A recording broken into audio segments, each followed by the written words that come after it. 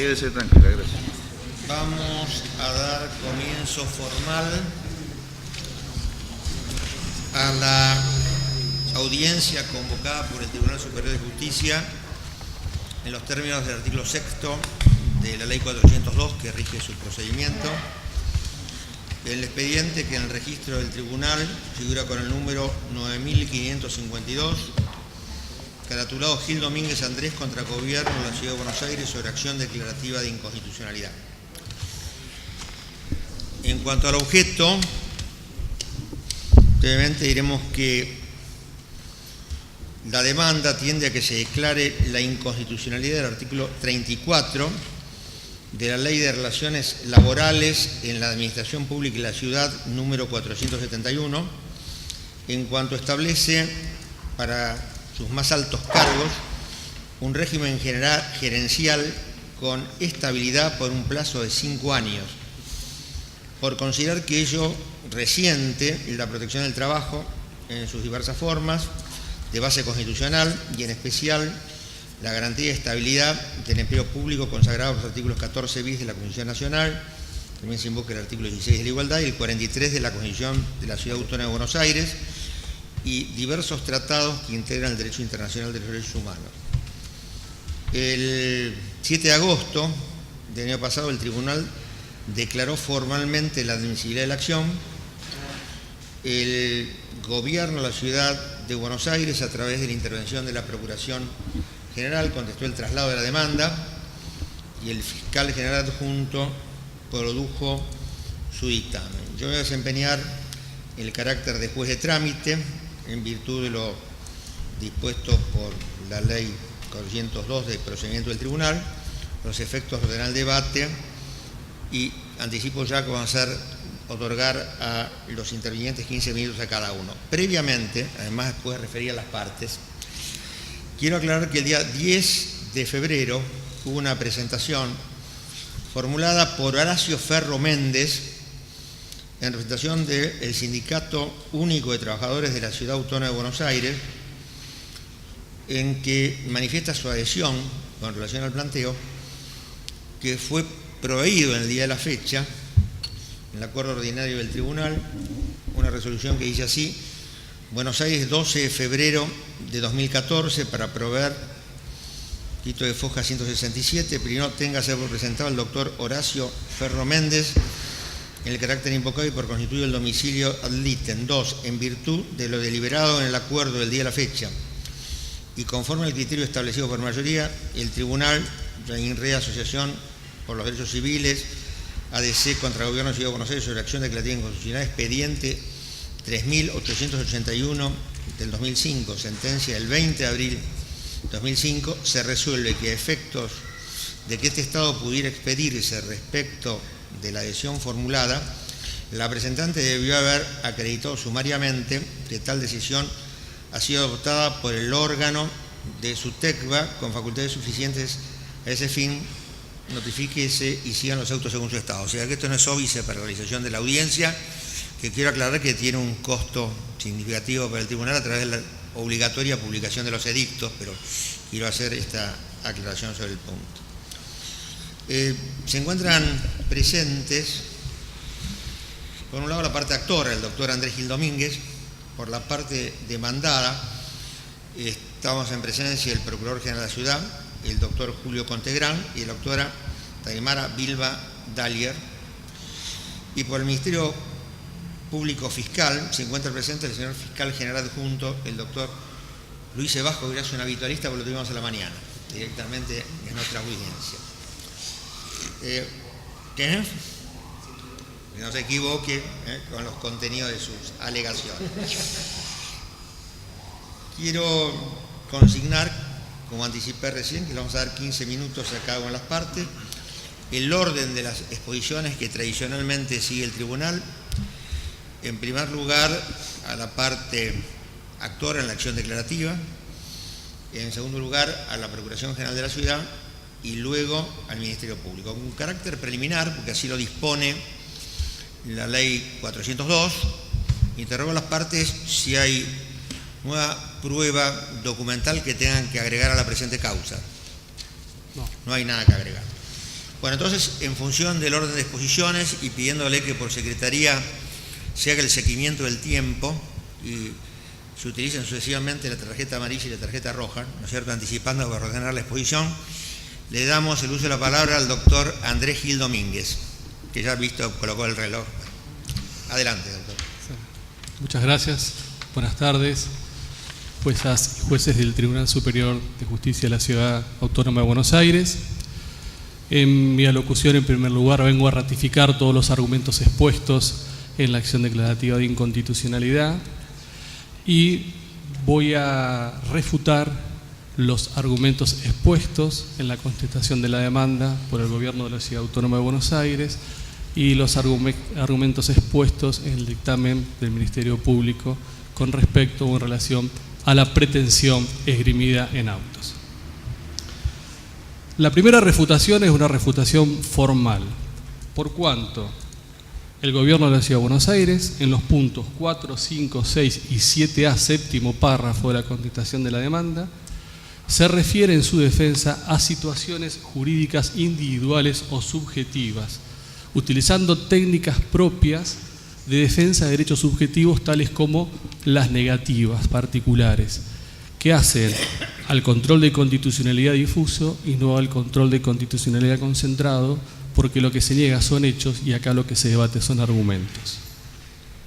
En el punto 10 de la contestación de la demanda, el Gobierno de la Ciudad Autónoma de Buenos Aires plantea la reserva del caso federal respecto de derechos totalmente distintos del derecho que se debate en la presente ADI. Con lo cual, la defensa del cuerpo de la contestación de la demanda está centrada en la existencia de un caso o controversia susceptible del recurso extraordinario. Y esto es propio del control difuso, no del control concentrado que provee o dinamiza la ADI. Con lo cual, desde una perspectiva formal, vengo a solicitar que se tenga por desierto la contestación de la demanda, puesto que el Gobierno de la Ciudad Autónoma de Buenos Aires centra su defensa argumental en un modelo de control difuso y no realiza ninguna clase de defensa concreta en los términos del sistema concentrado de antinomias normativas generales y abstractas que se debate mediante la acción declarativa de inconstitucionalidad. De forma subsidiaria, vengo a refutar sustancialmente los argumentos expuestos por el Gobierno de la Ciudad Autónoma de Buenos Aires en el punto 7 de la contestación de la demanda. El primer argumento que esgrime el Gobierno de la Ciudad Autónoma de Buenos Aires es que la Ley 471 y el artículo 34 tienen 13 años de vigencia, con lo cual el paso del tiempo y la costumbre despeja cualquier clase de planteo de inconstitucionalidad o de declaración de inconstitucionalidad. Pues bien, desde la perspectiva de un Estado constitucional de derecho y convencional de derecho, la fuerza normativa de la Constitución no puede ser derogada por el paso del tiempo, o el paso del tiempo no puede desconocer la fuerza normativa de los derechos. Porque, por ejemplo, con este razonamiento, no se hubieran declarado inconstitucionales las leyes de segregación norteamericana, no se hubiera declarado el Código Civil cuando impedía el divorcio vincular o el casamiento de personas entre el mismo sexo, o bien se hubiera convalidado el Estatuto de Reorganización Nacional solamente por el paso del tiempo. Un segundo argumento, implícito, derivado o inconsciente del primero, es que en este supuesto debería aplicarse la teoría de los actos propios. Pues bien, en primer lugar, en la acción declarativa de inconstitucionalidad, el control es abstracto, general y no dirime situaciones particulares. No obstante ello, bastaría que cualquier trabajador oportunamente, al cual se le aplica el artículo 34, oportunamente hiciera la respectiva y oportuna y formal reserva de derechos para que la afectación general se activara y el objeto de la demanda tuviera una concreción y un realismo particular. En segundo lugar, el Estado constitucional y convencional de derecho, como un paradigma que obliga a una resignificación de la teoría de los actos propios, el Estado constitucional y convencional de derecho es un paradigma que obliga a una resignificación de la teoría de los actos propios cuando están en juego la plena vigencia de derechos fundamentales y derechos humanos, especialmente cuando estos son derechos fundamentales y humanos no patrimoniales, universales, irrenunciables y específicamente cuando se trata de aquellos derechos que protegen al trabajador.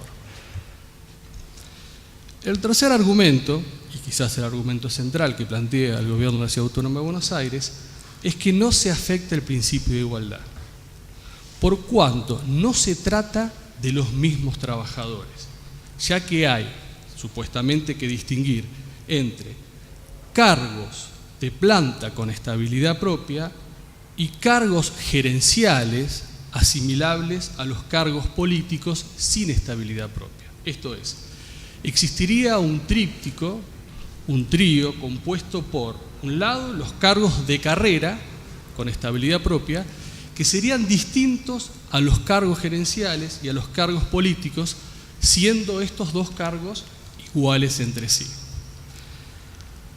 En primer lugar, el artículo 43 de la Constitución de la Ciudad Autónoma de Buenos Aires, receptando, desarrollando y profundizando el artículo 14 bis y los artículos contemplados en los instrumentos internacionales sobre derechos humanos, establece que la ciudad protege el trabajo en todas sus formas. ¿Cómo lo protege?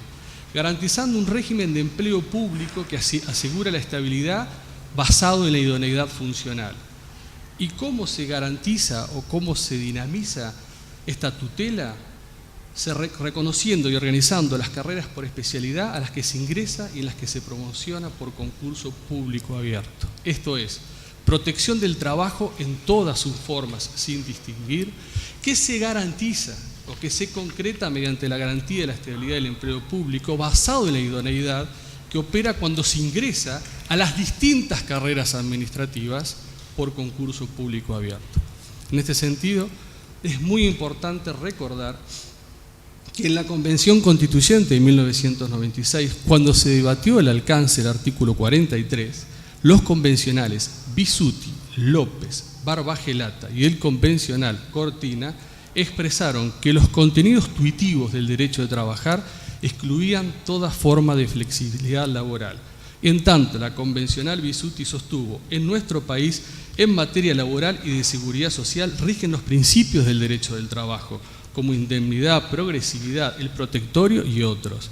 La inclusión de estos principios del derecho del trabajo en el presente texto como base interpretativa para nuestros futuros jueces, informativo y rectores para nuestro poder legislativo y para el gobierno de la ciudad son sumamente importantes, ya que son parte de nuestra legislación, jurisprudencia y doctrina. Claramente, en la voluntad del constituyente no distingue o no hace distinción en términos de tutela y protección de los trabajadores. En segundo lugar, la ley 471 hace respecto de los cargos de carrera y los cargos gerenciales una igualación profundizada. Veamos. Los cargos gerenciales se encuadran en el capítulo 7 de la ley 471 que regula la carrera administrativa. Los cargos de carrera también. A los cargos gerenciales se ingresa por riguroso concurso público abierto de oposición y antecedentes. En los cargos de carrera se ingresa por concurso público, simple. En los cargos gerenciales, la estabilidad se adquiere luego de superar 5 evaluaciones anuales y prestar servicios efectivos por 5 años. En los cargos de carrera, la estabilidad se adquiere por la prestación de servicios efectivos durante 12 meses y la aprobación de una evaluación de desempeño o por el solo transcurso de dicho periodo si el trabajador no es evaluado por el Estado. En los cargos gerenciales se adquiere estabilidad del cargo y no de función. En los cargos de carrera se adquiere estabilidad del cargo y no de la función, artículo 36 de la ley 471. Los cargos gerenciales es una categoría distinta a la del trabajador transitorio y especialmente al del trabajador transitorio que presta servicios de gabinete de las autoridades superiores, artículo 39 de la ley 471. Los cargos de carrera también es una categoría distinta del trabajador transitorio.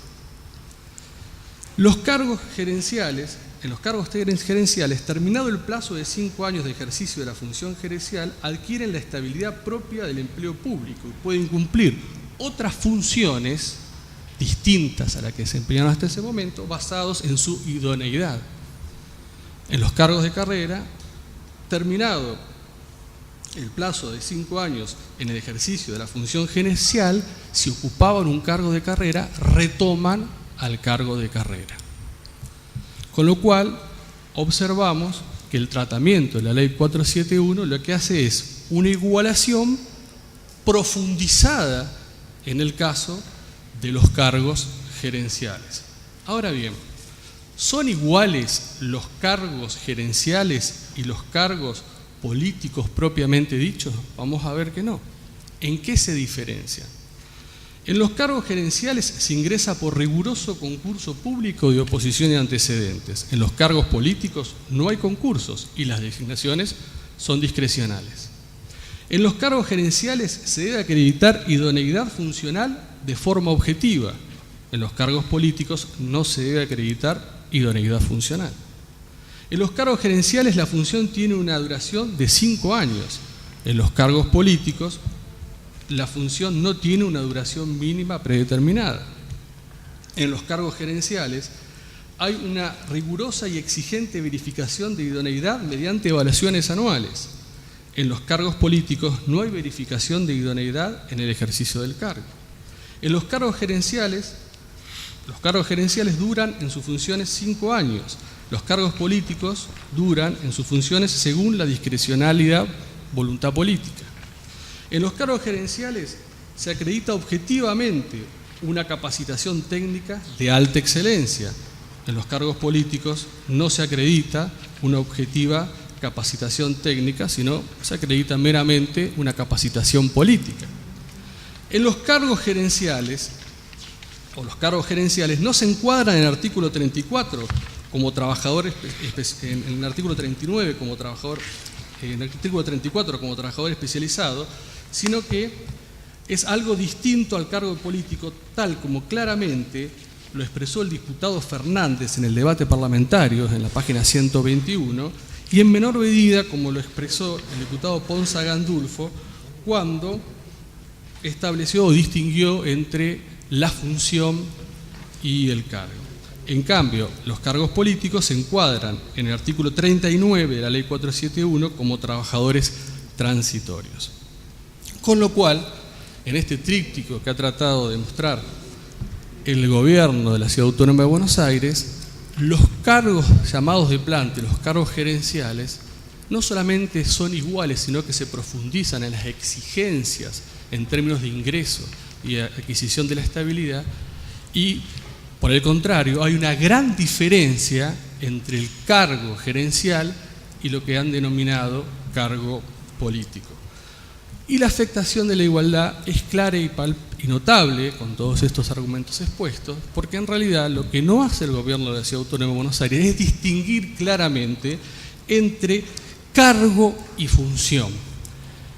Que una vez que un trabajador ha concursado en el máximo nivel de exigencia para demostrar su idoneidad, ha superado 5 evaluaciones anuales, adquiere el cargo más allá de esa función que transcurridos esos 5 años, si no renueva por las circunstancias que sea, será ocupada por otra persona, pero el cargo lo seguirá teniendo el trabajador.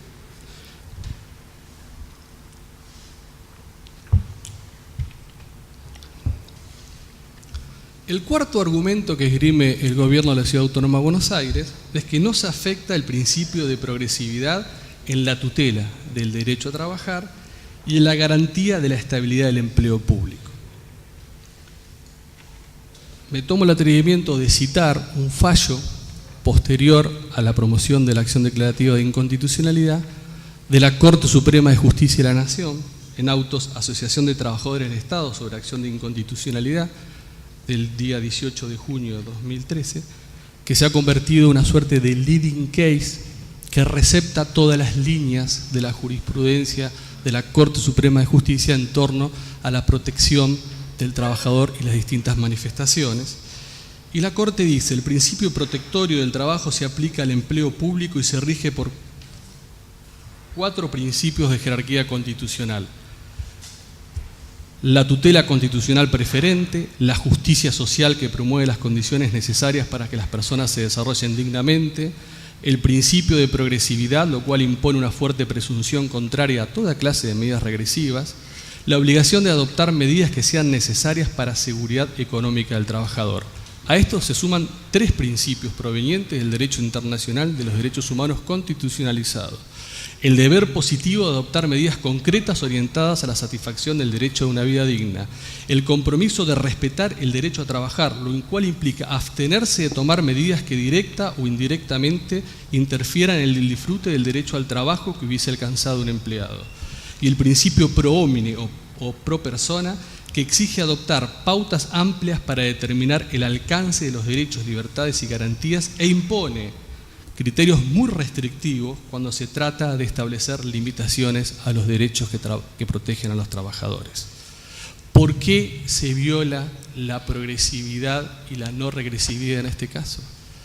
Porque el artículo 43 de la Constitución de la Ciudad Autónoma de Buenos Aires genera con su articulado una progresividad normativa a la cual se adecua el trabajador que adquiere o que ostenta el cargo gerencial, y ese trabajador, habiendo pasado o transcurrido todas las etapas del concurso y todas las etapas de las evaluaciones, también ha adquirido progresivamente la estabilidad de manera fáctica.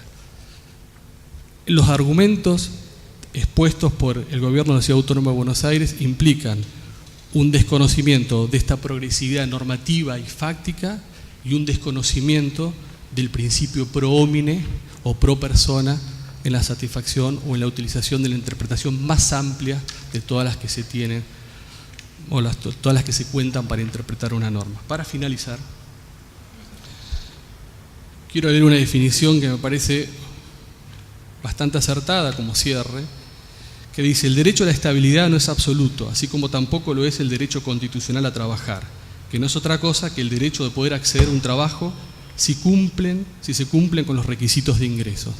Esto es lo que sucede cabalmente con aquellos empleados, con aquellos trabajadores que accedan a los cargos gerenciales. Esta definición fue dada por el Gobierno de la Ciudad Autónoma de Buenos Aires en la contestación de la demanda en el punto 8, párrafo 3. Muchas gracias. Le otorgamos el uso de la palabra a la Procuración, la persona de su Procurador General, el doctor Julio Contreras. Excelentísimo Tribunal, parte actora, Fiscalía General. El objeto de la acción declarativa de inconstitucionalidad ha sido ya delineado por el Tribunal, de modo que sobre el particular no me referiré. Ratifico formalmente todos los términos de la contestación de demanda y asimismo la reserva del caso federal en los términos planteados. Rechazo la pretensión incorporada por la parte actora en cuanto a que se declare, textualmente dijo, desierta la contestación de demanda por extemporánea y por no tener respaldo ni fáctico ni jurídico.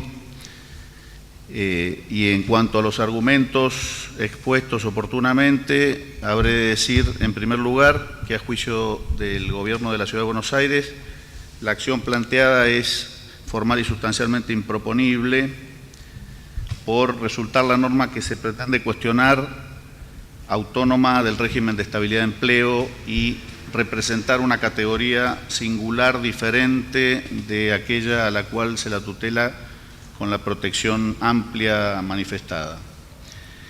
En principio, deseo llamar la atención sobre este concepto de improponibilidad, ya que en el mismo orden argumental de la actora, en su escrito y también ahora en su presentación, se halla la simiente del fenecimiento de la pretensión, por lo que voy a manifestar atento a los contenidos materiales. Surge esto ante los efectos que tiene el acogimiento de la demanda por vía teórica, hipotética, que sería la pérdida de vigencia efectiva de la norma impugnada por el medio procesal, salvo que la legislatura lo ratifique con las mayorías especiales que prevé la Ley 402, artículo 113, inciso segundo de la Constitución. Ocurre que el artículo 34 de la Ley 471 es una vía de acceso a la función gerencial tanto para los empleados de la Administración, esto es, integrantes de su planta permanente, como para quienes no lo son, o sea, dicho lato sensu, por mencionarlo de alguna manera, los terceros, como también lo ha manifestado la parte actora. Los primeros de estos, llegado el caso de no prevalecer en un nuevo concurso, cesan en el cargo gerencial y reasumen su función preexistente como empleados públicos. No cabe duda que esto es así porque gozan de este derecho adquirido. De modo que para tales agentes no habría un desconocimiento de la garantía de estabilidad, y se aclara aquello aún en la tesis de la actora, porque seguirían su relación de empleo con el Estado local. Sí se produciría su cese en la función gerencial, pero es unánimemente admitido en doctrina y jurisprudencia, y lo ha reconocido la parte actora en todos sus niveles, que la garantía de estabilidad y el derecho a la carrera del empleado público no implican estabilidad en la función. Vale decir que la acción debería comprender solamente los casos en los que los concursantes o gerentes designados en el marco del artículo 34 no fueran empleados de planta permanente, lo que no está planteado en la demanda, y si lo hubiese sido, sellaría también la suerte de la pretensión, puesto que privaría la acción del grado de impugnación general que es adjetivamente requerida a esta vía. El efecto de eliminación de la norma del mundo jurídico hubiese sido desmesurado respecto de la hipótesis de gerente integrante de la planta permanente de la Administración. Por otro lado, la impugnación también es prematura y, tal como es planteada, constituye una indagación especulativa, puesto que la regla legal atacada difiere a su reglamentación las áreas funcionales como el número de gerencias. En otras palabras, el artículo 34 citado per se no es impugnable, dado que se integra con una norma reglamentaria que también se cuestiona, la que en la medida en que no subsuma en su ámbito funciones que son propias en su desempeño por empleados públicos que en la estructura de la Administración revisten la planta permanente, pues escapa a toda objeción constitucional posible. Quiero decir que la norma cuestionada, al englobar dos situaciones sustancialmente distintas, el hecho del cuestionamiento general de la norma impide la consideración discriminada de dos casos que son diferentes. Está claro que no hay violación, incluso en el planteo de la parte actora, de la estabilidad del empleo público de los agentes que ya integran la planta permanente, pero no podría dirigirse exclusivamente por esto porque la propia vía procesal lo impide, de manera que la acción es improponible. Cabe hacer alguna referencia a la télesis de la garantía de estabilidad, en función de los comentarios incorporados al escrito de demanda y a lo manifestado por la parte actora.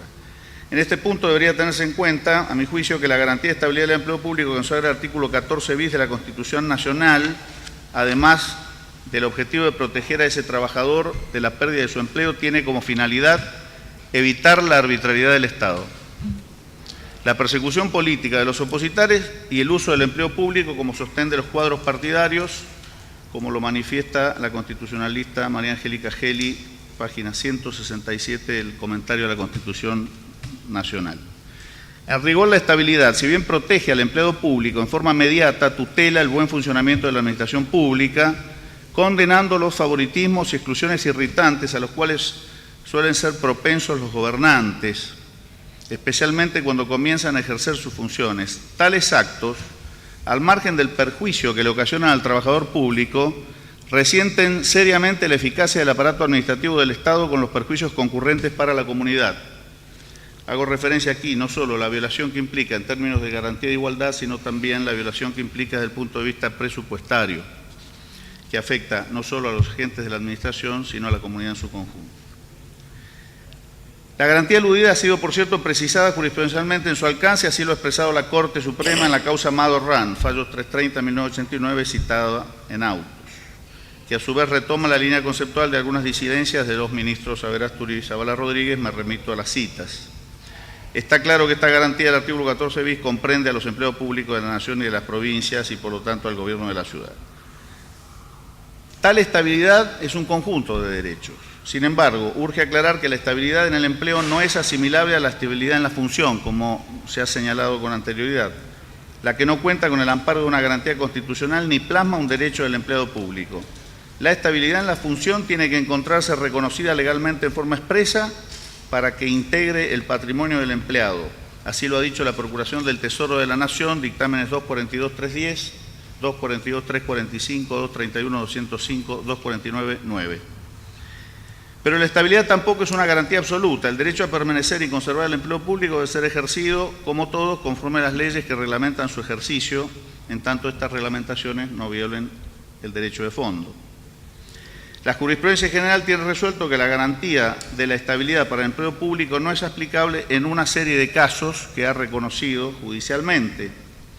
Cuando el despido está justificado, cuando es consecuencia de la supresión del empleo, cuando obedece a una política de racionalización del empleo, cuando responde a motivos razonables de política económica, pero en todos aquellos casos en que la ruptura de la relación laboral no obedece a causas imputables al empleo público, se hace efectivo el derecho del trabajador a percibir una indemnización del Estado. Es decir, muta la estabilidad propia en estabilidad impropia en casos excepcionales donde hay algún interés concurrente que justifica la disrupción de la relación de trabajo. En el caso del régimen gerencial va en sentido contrario, precisamente al del favoritismo, nepotismo o regalismo que procuraba evitar el artículo 14 bis de la Constitución Nacional y nuestro artículo 43 de la Constitución Local. Opera como una limitación voluntaria de la Administración y los funcionarios públicos de extracción política, de no designar a las funciones más altas a individuos que no sean escogidos por su capacidad y antecedentes, sino por su afinidad política o personal.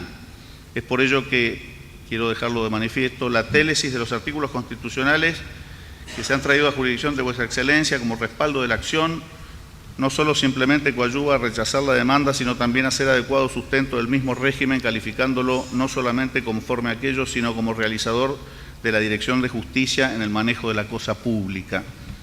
Entendemos en este sentido que la norma en cuestión está alineada a la tutela del bien común y al manejo adecuado de la cosa pública, alejada de los intereses partidarios o sectoriales. La interpretación sistemática de la Constitución obsta a la acción discutida. La Constitución Nacional y la Constitución de la Ciudad, los citados artículos, deben ser interpretados en forma sistemática, como un todo o conjunto normativo armónico, procurando que a través de la función hermenéutica no se ponga en contradicción sus partes o términos, conforme doctrina judicial conocida de la Corte Suprema de Justicia de la Nación y de los tribunales inferiores.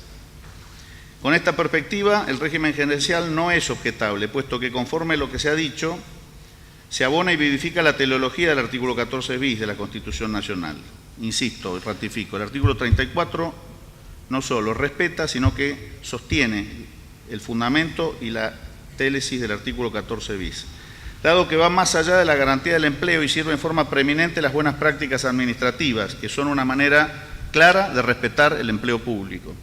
Por cierto, no hay mejor garantía para la ciudadanía de la ciudad autónoma de Buenos Aires respecto de la regularidad y buena administración de los recursos a los cuales contribuyen con el pago de los tributos que el hecho de que cargos que tradicionalmente han sido llenados por designio de los funcionarios, tales como los más altos de la administración, sean cubiertos por personas seleccionadas en base a su capacidad, más allá de toda pertenencia partidaria, predilección política o vinculación personal. No aparece ni aparece aquí cuestionada la Constitución.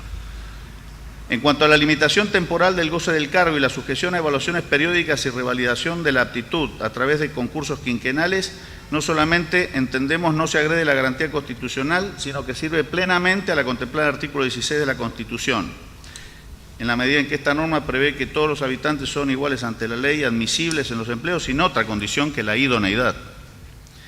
El concurso de admisión debe complementarse necesariamente con una evaluación periódica, dado que en el mundo moderno, signado por la vertiginosidad de las mutaciones y evolución científica y técnica, es impensable que ello no sea así. Todos los aquí presentes sabemos perfectamente lo que significa la necesidad de estar informados y actualizados. Si no se reevaluara a intervalos razonables, como es un lustro, las capacidades de los altos mandos de la Administración, se violaría la garantía antedicha, siendo que la idoneidad no es un don divino, sino un conocimiento teórico, práctico, una técnica, dado que el aprendizaje es un proceso continuo. Puede que quien fuera idóneo al inicio de su función no lo sea pasados 5 años, y esto es lo que se requiere con el esquema gerencial planteado en el artículo 34. El mantenimiento de una función directiva de una persona inidónea para el cargo afecta seriamente la garantía del artículo 16. Y en este sentido, a diferencia de lo que expusiera la parte actora, nuestra interpretación es que no puede hacerse un análisis comparativo binario entre categorías aisladas, sino en conjunto. Esto es, no podemos analizar la situación de los empleados públicos de planta permanente versus los cargos gerenciales y después los cargos gerenciales versus la función política, porque está claro que se trata de tres categorías distintas con participación en la naturaleza de ambas en cada una de ellas por parte de los gerentes. Sí, es decir, los gerentes tienen ciertas características del empleado estable y ciertas características del funcionario político, porque son funcionarios que se aspira a que sean funcionarios de carrera sin alcanzar la estabilidad de los empleados de planta permanente, salvo que esto suceda con posterioridad, cuestión que puede acontecer naturalmente. La ley de empleo es un todo, la ley 471 es un sistema, y es un sistema de contratación y de incorporación al empleo público para prestar un servicio, en última instancia, que beneficia al bien común. Y como sistema no puede interpretarse aisladamente, y el ejercicio en estos casos, en donde hay partes que constituyen un todo, es imaginar el todo sin alguna de las partes. Y esto es lo que sucedería en caso de declarar inconstitucional el artículo 34. Habría una lesión muy grave al sistema en su conjunto, porque la hermenéutica y la economía propia de la ley 471 requiere de la hipótesis de los cargos gerenciales tal como han sido regulados. No cabe sino retomar lo relacionado anteriormente en cuanto a que las normas integran un contexto normativo, obviamente sociológico, lo que es plenamente predicable respecto de este artículo. El 34 integra o se imbrica en un real sistema de contratación de personal de la Administración, el que es plasmado en la integralidad de la ley aludida. Conforme a esta ley se define un sendero relacional de administración y quienes prestan servicios personales para ella. Y así hay un ámbito personal de aplicación que excluye a las personas enumeradas en el artículo 4, incisos A a C, y prevé un régimen de trabajo entre los que estoy yo, excluido. Y prevé un régimen, digo yo, circunstancialmente, el Procurador General. Prevé un régimen de trabajo permanente y uno transitorio en el artículo 39, ello en función de la contingencia o no de las funciones que implique desarrollar. El primero de ellos contempla a trabajadores de planta permanente comprendidos en el escalafón general, esto es con derecho a estabilidad, 36-37, a la carrera administrativa, como un derecho de estos trabajadores, 31 a 33, integran el escalafón de la administración, 32, y asimismo a los comprendidos en el régimen gerencial, destinado a cubrir los cargos más altos de la administración, los que no están contemplados en el escalafón, conforme al artículo primero del anexo del decreto número 986-2004, que excluye de estos a los cargos gerenciales. No tienen derecho a la carrera administrativa, obvia consecuencia de su naturaleza extraescalafonaria, y carecen de estabilidad. Aclaramos, estabilidad en sentido propio, dado que por la resolución 1040 de la Secretaría de Recursos Humanos del 2011, artículo 28, inciso 2, vencido el plazo de 5 años, si el gerente no es nuevamente designado a instancias de otro concurso, le corresponde una indemnización equivalente a un mes de sueldo por año de efectivo de cargo gerencial. Es decir, que aún en este caso está protegida su estabilidad en el sentido de estabilidad impropia. El conjunto de normas de la ley se aplica conforme corresponda a cada situación a todas las especies de contratación, sea transitorio o permanente, de planta o no, situaciones distintas que no pueden ser igualadas en el tratamiento, son riesgo de lesionar el artículo 16 de la Constitución Nacional en su interpretación adecuada. La declaración de inconstitucional de un artículo aislado de la ley, como se pretende en la acción, desarticula planta con garantía de estabilidad propia o como gerente con el régimen que aquí se está objetando. Cada postulante elige esto. Y una vez que se somete al régimen, como lo determina la Corte y también este tribunal, el sometimiento al régimen voluntario no permite un cuestionamiento de la norma, por lo que creemos también por esta vía, para simplificar, que podría producirse claramente una violación a la garantía de igualdad si se cuestiona constitucionalmente el artículo 34. Adviértase que con el criterio de la acción promovida, tan lesivo de la estabilidad en el empleo es el artículo 34 que se objeta como el inciso A del artículo 4 de la ley 471, siendo que este último excluye a los directores generales por caso. No parece que haya ninguna razón por la que pueda cuestionarse una cosa y no la otra, salvo que, no es el caso, uno ocupe alguno de estos cargos y por lo tanto quiera proteger los gerentes respecto a los directores generales y a la inversa. La acción implica reconocer un derecho en forma promiscua respecto de quienes ostentarían, según la demanda, un derecho subjetivo que estos no podrían per se ejercer. De acogerse a esta acción, se daría a los actuales gerentes un derecho que estos no podrían reclamar por sí, por lo ya dicho, dado que se han sometido voluntariamente a un régimen jurídico. Hay que tener en cuenta en este sentido que la aceptación de quien ingresa a la función pública de un contrato presidido por un régimen permanente de inestabilidad por la doctrina de los actos propios en el sentido que nosotros hemos planteado y no en el que me parece equivocadamente se le ha dado en la dúplica que hemos escuchado, impide reclamar ulteriormente los derechos de estabilidad en el empleo, conforme lo ha dicho la Corte, fallos 307.1082, 310.2117. Por todas estas cuestiones, más las que hemos planteado en la contestación de demanda, a las que me remito en mérito a la brevedad, aunque sea paradójico, insistimos en la necesidad de rechazar la acción impetrada por la parte actual. Dejamos en uso la palabra en representación del Ministerio Público al Fiscal General Adjunto, doctor Luis Evasco. Gracias. Excelentísimo Tribunal, en realidad la cuestión que se ha planteado aquí se la ha vinculado con una serie de principios esenciales de derechos humanos y es necesario hacer un análisis sobre esta cuestión porque cuando uno habla de los principios esenciales de derechos humanos, el principio pro homine, el principio de progresividad, la vida digna, derechos del trabajador, etcétera, que como conceptos no vamos a discutir, tenemos que tener en cuenta que cuando nosotros hablamos del derecho natural estamos hablando de una serie de principios que si bien son inherentes a la cultura occidental, estos principios necesitan ser precisados en las normas de derecho positivo para poder hacerlos aplicables, porque sobre la base del derecho natural yo puedo justificar el derecho al aborto como el derecho de la mujer a abortar, o el derecho a la vida del feto como el derecho de la mujer a abortar. En definitiva, es muy difusa la cuestión y por lo tanto tenemos que atenernos en este contexto a cómo un sistema que nosotros reconocemos como propio de los principios que reconocen los derechos humanos y las garantías liberales, lo ha reglamentado. Desde esta perspectiva, entonces, me parece que remitir de manera tan genérica a estos principios para fundamentar la inconstitucionalidad de una norma es un poco vago, no me parece que traiga una fundamentación exacta. Yendo concretamente al tema que nos ocupa, el motivo por el cual podemos hacer distintos análisis del motivo por el cual tanto el artículo 14 bis de la Constitución Nacional como el artículo 43 de la Constitución de la Ciudad protegen la estabilidad del empleo público. Básicamente podemos señalar dos aspectos esenciales.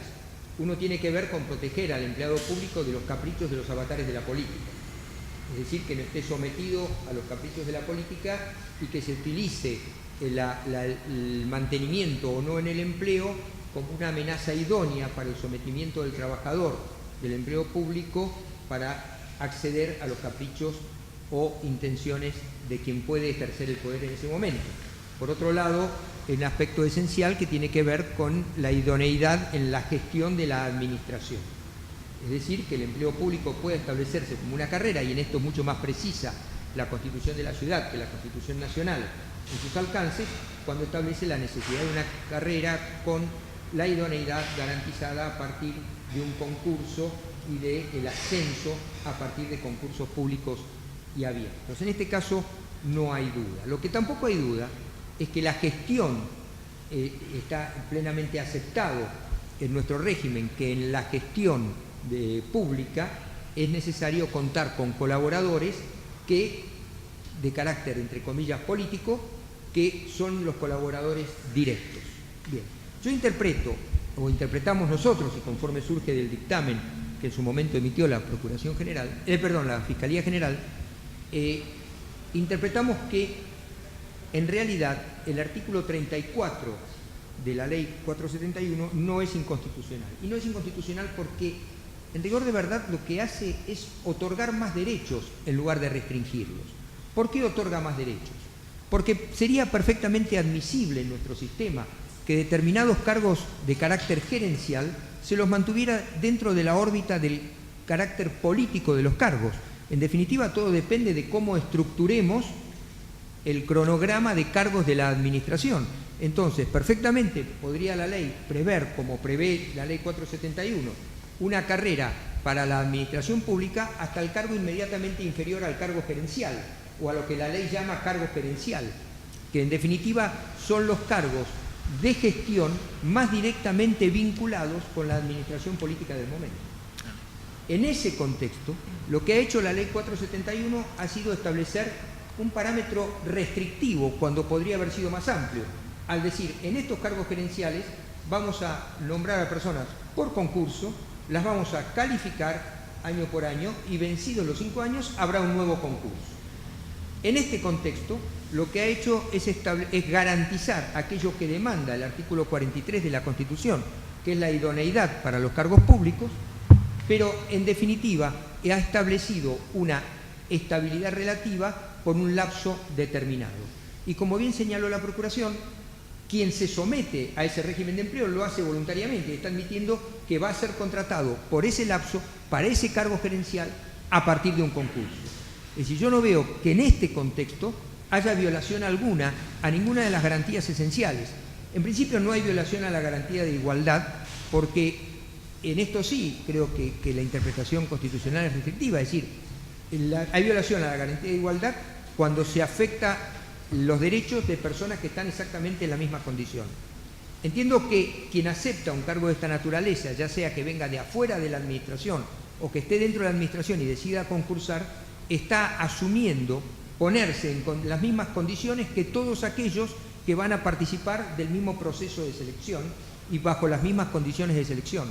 Por lo tanto, no hay violación a la garantía de igualdad. Creo que en este caso es distinta, es decir, no es distinta la situación de quienes estaban en la administración. Quienes estaban en la administración permanecerán en ella porque quedarán o con un sistema de licencia por ejercicio de un cargo de mayor jerarquía o una situación stand-by que la misma ley les reconoce. Pero a los efectos de la situación del ejercicio del cargo gerencial están asumiendo exactamente la misma condición.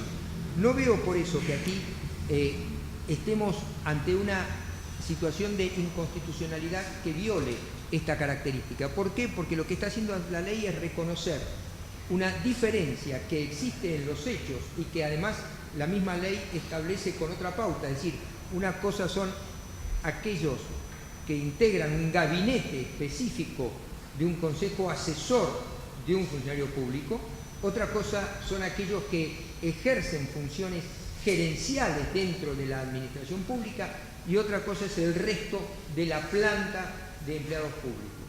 Como decía, si la ley no hubiera establecido esta categoría gerencial y estos cargos hubieran sido asignados políticamente a personas afines al poder político de turno, en realidad no estaríamos hablando de esta situación y no se estaría cuestionando de ninguna manera.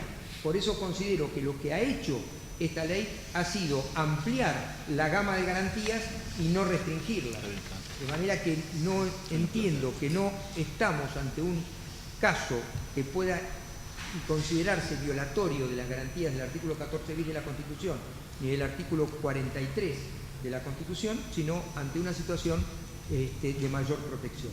Por eso, por los argumentos vertidos por la Fiscalía General al momento de contestar la demanda, es que entendemos que debe ser rechazada. Gracias. Concluida la intervención de las partes y no habiendo derecho a réplica, se debe saber que el tribunal dictará sentencia dentro del plazo de 80 días. La ley 402 no tiene ninguna disposición específica en materia de acción declarativa de inconstitucionalidad, con interpretación integrativa extensiva del 31, se ha entendido que es el plazo para dictar sentencia. Ordenamos que por secretaría se proceda a la reserva y guarda del registro audiovisual, de acuerdo al artículo 8 de la ley, que por la secretaría se redacte y se dé lectura al acta. Una vez concluida la lectura por el secretario, pasará a la firma de los asistentes y será por concluida la audiencia. Se aclara, sobre la base de la experiencia esta mañana, que se ha preferido llevar una copia con las firmas, con lo cual en lugar de imprimir varios juegos de copias, vamos a poner unos minutos más, se va a firmar el acta y se va a dar fotocopia con las firmas hológrafas de quienes han participado en la audiencia. O sea, le damos al secretario de Asuntos Originarios la palabra para que nos legue el acta, que quiero aclarar que como está el registro audiovisual, solamente hace mención a las exposiciones y en los argumentos vertidos. En la Ciudad de Buenos Aires, el día 12 de febrero de 2014, siendo las 15:15 horas, se constituye el Tribunal Superior de Justicia en la sala de audiencias, con la presencia de los jueces Luis Francisco Lozano, José Osvaldo Casás, Ana María Conde, Alicia S. Ruiz e Inés M. Weinberg, con la finalidad de recibir la audiencia convocada en el expediente número 9522/13, caratulado Gil Domínguez Andrés contra Gobierno de la Ciudad Autónoma de Buenos Aires sobre acción declarativa de inconstitucionalidad. Dirige la audiencia el señor juez de trámite, doctor José Osvaldo Casás. Comparecen por la parte actora el doctor Andrés Gil Domínguez. Por la parte demandada, la doctora Tamara Viviana Dallier, ya presentada en autos, y el señor Procurador General de la Ciudad, doctor Julio Contegrán. Se encuentra presente el señor Fiscal General Adjunto de la Ciudad, doctor Luis Sebasco. El juez José Osvaldo Casás hace una breve reseña de las circunstancias relevantes de la causa e informa a los participantes las reglas bajo las que se desarrollará la audiencia. Hace saber a las partes el tiempo con que contarán para exponer y el orden en que lo harán. Se indica que las partes y el Ministerio Público Fiscal tendrán un plazo máximo de 15 minutos para su exposición. El doctor Casás informa acerca de la resolución adoptada por el tribunal en el día de la fecha a foja 168 con relación a la presentación del doctor Horacio Ferro Méndez en representación de SUTECBA agregada a foja 167. Tras ello, el doctor Casás consulta a las partes si tienen prueba que agregar al debate, a lo que se responde en forma negativa. El doctor Casás a continuación concede la palabra al doctor Gil Domínguez, seguidamente interviene el señor Procurador General de la Ciudad, luego toma la palabra el señor Fiscal General Adjunto. Finalizada la intervención del representante del Ministerio Público Fiscal, el señor juez de trámite informa a los intervinientes que el tribunal dictará sentencia dentro del plazo de 80 días, ordena que por secretaría se reserve el registro audiovisual de la audiencia y se dé lectura al acta, con lo que termina el acto siendo las 16:10 horas. Firma el acta los señores jueces, las personas intervinientes y el señor Fiscal General Adjunto, todos ante mí que certifico. Si están de acuerdo, se va a proceder a imprimir.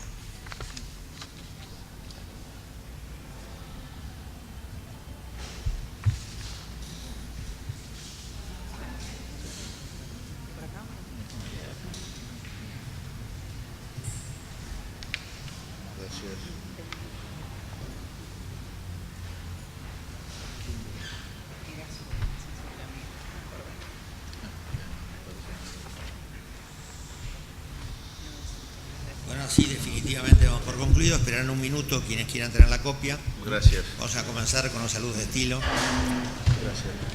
Gracias por el trabajo. Muchas gracias.